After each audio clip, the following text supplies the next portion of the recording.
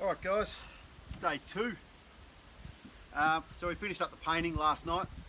We'll let it dry and everything overnight and all that. Moved outside today because another lovely day in paradise. Set up a little workbench out here because it's just easier, and my shed is a pigsty at the moment. This is just an old door from a walk-in robe that I did for Jodie Ed, so always worth hanging onto a door for this. So this is the sort of ladder stuff that we're going to put up. So I've got a couple of sheets of that. I've got some extra batten stuff here as well. So what I'm going to do with this batten, I'm going to cut these down to 200mm shorter than the width. So that'll give it a sort of 100mm border around the trellis. It'll look good, I reckon. We'll see how it goes. I'm going to put a batten at those measurements. So this one's going to go 900 and the other one's going to go 1600. I'll put a batten, nail it, then I'll cut it off. I'll also put battens. If you remember, we took down the measurements for where all our studs are. So I'll put battens where the studs are. That way when I put some nails all the way through these, into the studs, and a bit of glue as well, because they're going to have some weights on it. We're planning on hanging pots and pans on it. So I want to allow for plenty of weight. Once we've done that, I'm actually going to put black material stapled on the back of it. The reason for that is behind these slats. It'll give it a blacked out look. And I reckon I'll even black out these little battens, just with a black texture even. Just to give it a better finish, I reckon. It'll look good. We'll see how we go. So I'll cut these down to size, get them all made up, put the material on the back.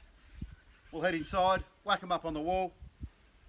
The painting wasn't part of this whole exercise, that was just we wanted to change the colour of the wall for the hell of it. Change is as good as a holiday, they say. So it was a well-earned holiday. Just as a side note,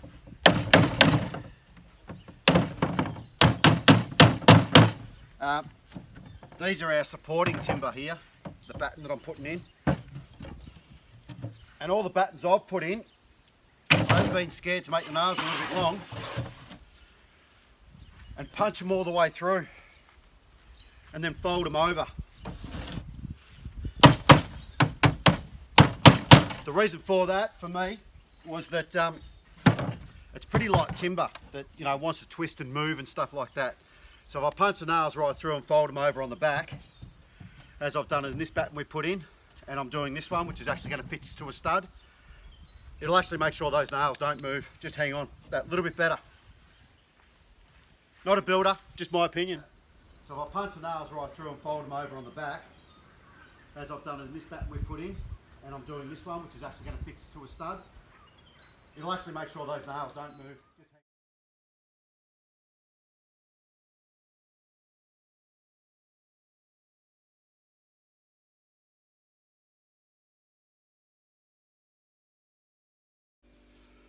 hang. Alright, we've moved everything inside now. There's our wall, painted, dry. I've actually, before I started the video here, just gone along. We did our map before, where our studs are.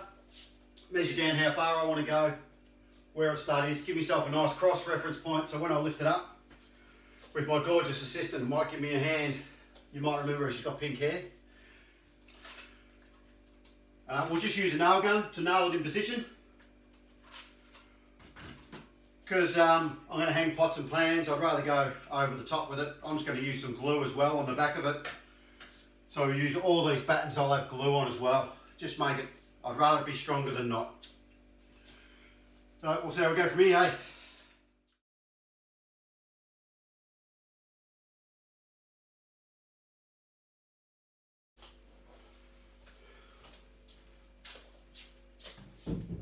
So the good thing about this design is you just get your little S-hooks and you can change it to however you feel. I've already changed it once. By the end of the day, in a couple of beers, I'll probably change it again. So it's my first little video. I shot this myself. I reckon it turned out alright. I reckon it looks good. I think it's going to be practical.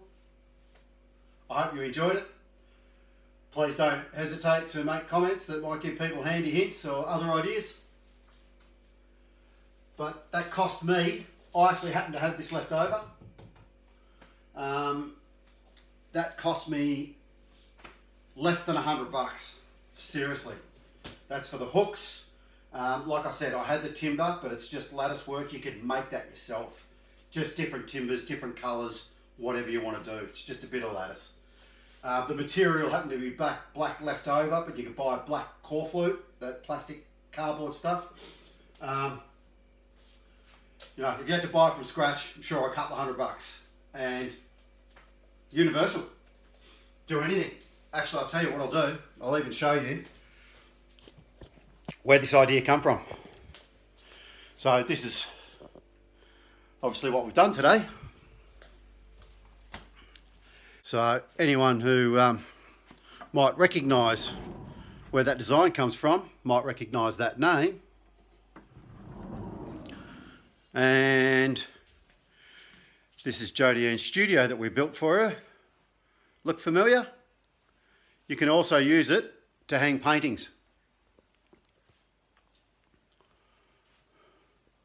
So this is where we actually had our instant restaurant. It looks a little bit different now.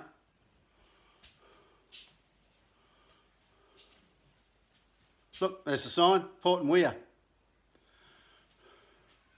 That's where Pete Manu was sitting. Pete, I think your entree could be better. So yeah, pretty cool. That's where we got the idea from when we built this studio for hanging paintings. So I hope you enjoyed that, and I hope it's helpful. And if just one person puts that up in their kitchen and says, what a great idea, I'll be wrapped. Hooroo!